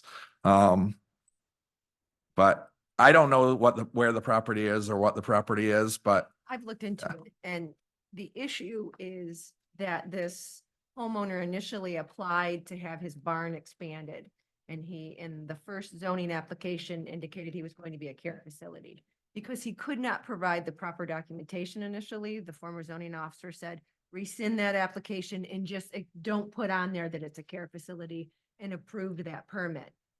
But then he clearly has become a care facility, and that permit doesn't reflect that he's a care facility. So that wasn't. you should talk to your township attorney on that. I don't believe you can have any information based on where care facilities are located within your township. So I would, well, you can try to request their paperwork that they're a approved care facility, but they can say that you cannot request that information from them. All right, thank you. And then, But there's a so- limitation in the number of plants per person. He clearly has a facility that is exceeding. Yeah, that's a state law. it's a state police thing, wouldn't it? Yeah. Yeah, and I think, but that's where you should call the police, or your neighbors should call the police. And- That's illegal. It's not illegal in the township ordinances. It's above our heads. If that's illegal, then the police probably should. I don't even know if the police will regulate that. I mean, are they going out? I mean, because federally it's illegal to grow them at all. So Yeah. now if I was growing 12 corn stalks on my property, I mean, that's legal. If I have 12 yucca plants on my property, I mean, again, it doesn't violate the zoning ordinance to grow plants on your property. Now, if you're growing marijuana plants, that might be illegal to some sort of state law or federal law. So that's different. I wanted to mention that consumers reached out to me, and they're gonna be doing some flaring again on their site that we can all see from the highway where the giant flame comes out of the top. They're gonna be venting the gas.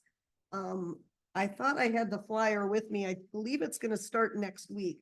But I will make sure they send a postcard. I'll make sure it's on the front door and on our website. So just be aware, in the next couple weeks, they're gonna be doing that again. I also wanted to mention to people that I had a complaint about a resident who said that the road commission truck hit their mailbox. And I think that happens to a lot of people. And I reached out to our district foreman.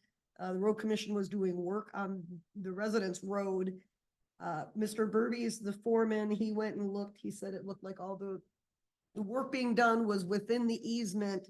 And he did say that there is